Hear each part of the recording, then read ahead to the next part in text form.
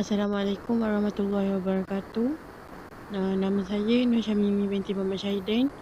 Nombor matrik saya DL222230. Assalamualaikum warahmatullahi wabarakatuh. Nama saya Siti Afia binti Abdul Razak. Nombor matrik DL22238. Pada hari ini kami akan membentangkan projek untuk job sheet 1 course Engineering Application Software. Ni adalah job sheetnya.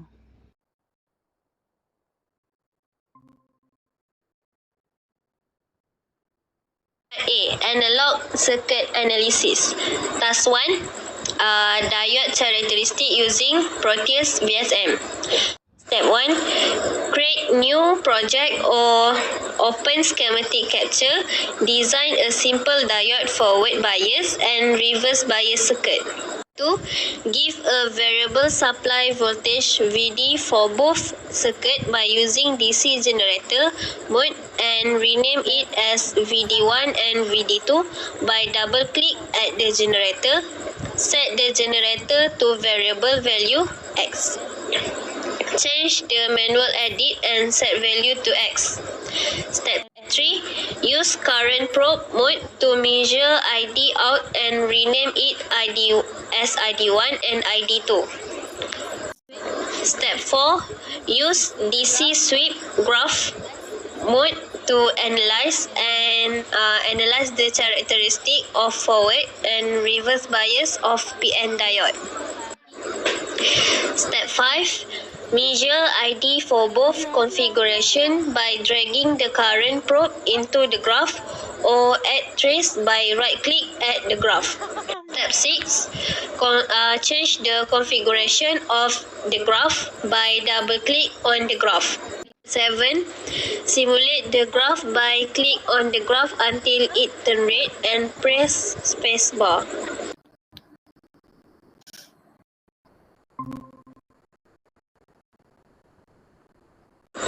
For task 2 is inverting amplifier design and frequency response. Create new project or open schematic capture. Design a schematic using LM741 or amplifier IC. Insert V input with 1 volt amplitude and 1 kHz frequency by using DC generator mode. By using instrument mode, connect oscilloscope channel A to V input and channel B to V out to measure the gain.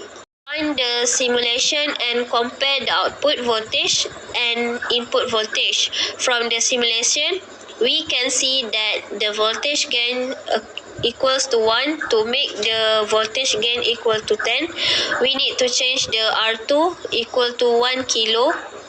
A voltage equals to RF over R input.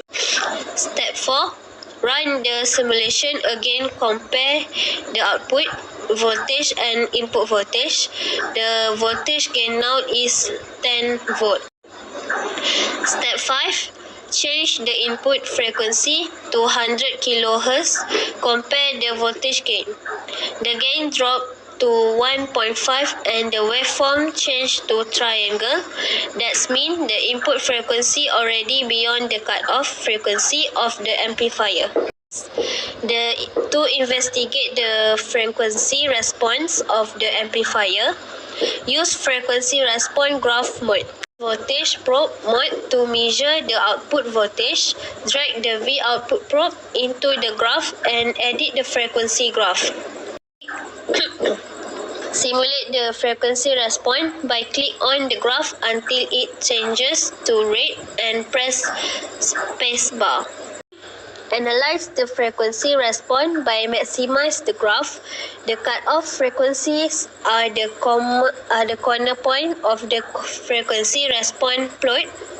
Plot usually the point where the response is down -3 dB or 0.5 of max power gain or 0.707 of max voltage gain. Signal level from the response, max gain equals to 20 dB. So 3 dB equals to 70 dB. This equals to 91.8 kilohertz.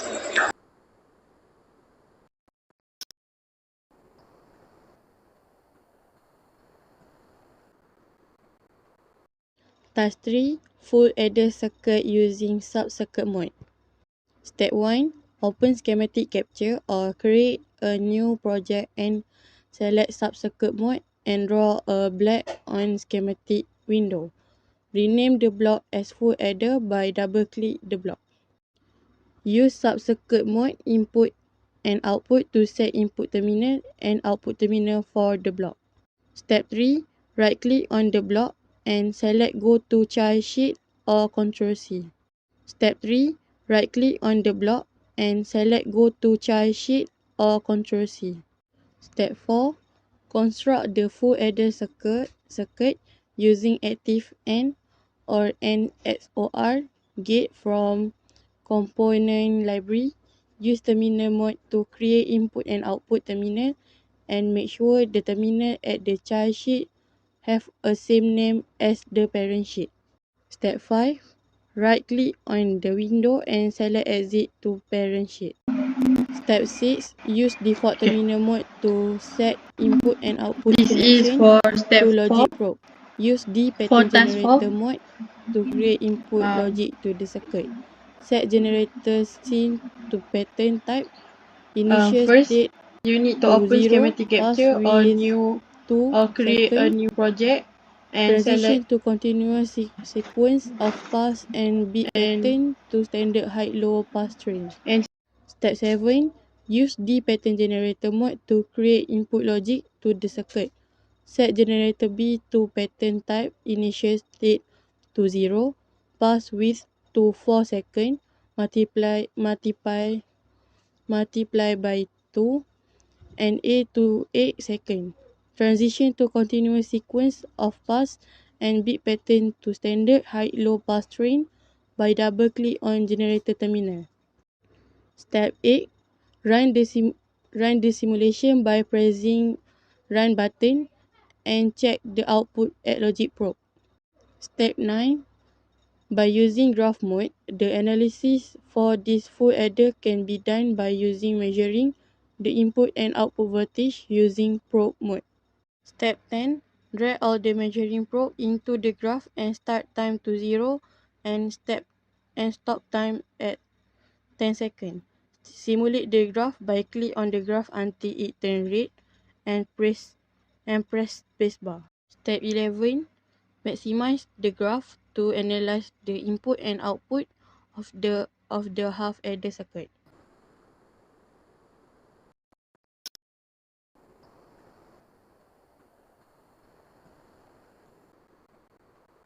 Task 4.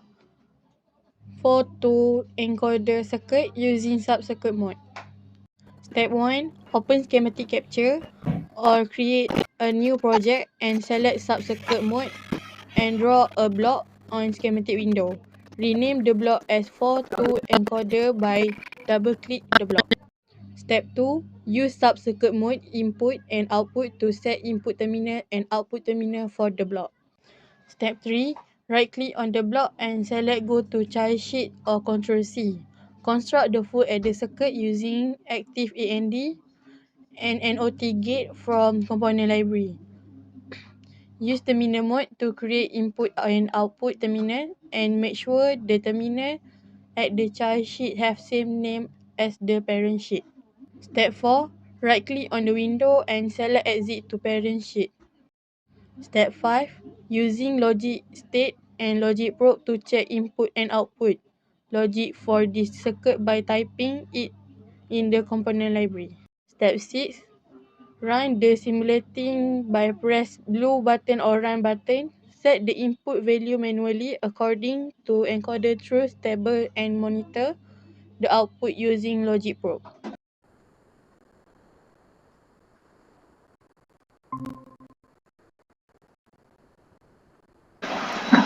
Additional task. For the additional task, choose one electronic component and find the characteristic same as steps in task 1 and 2.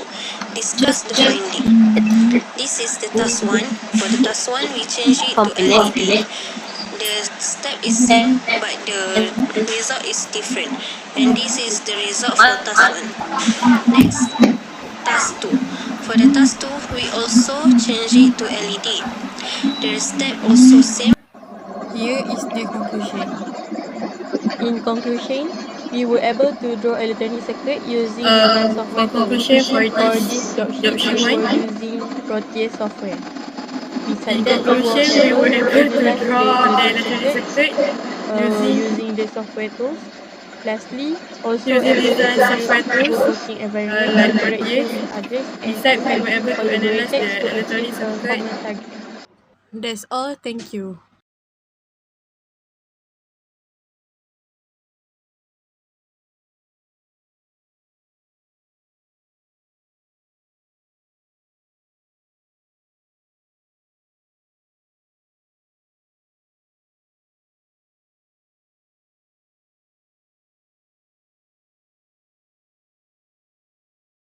Task 2, we also change it to LED.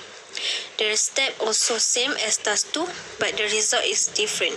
And this is the result for task 2.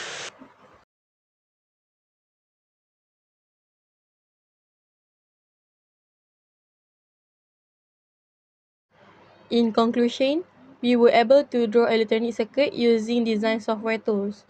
For this job sheet, we were using Proteus software. Besides that, we were able to analyze the electronic circuit using the software tools. Lastly, also able to build good working environment, interaction with others, and effective collaborator to achieve a common target.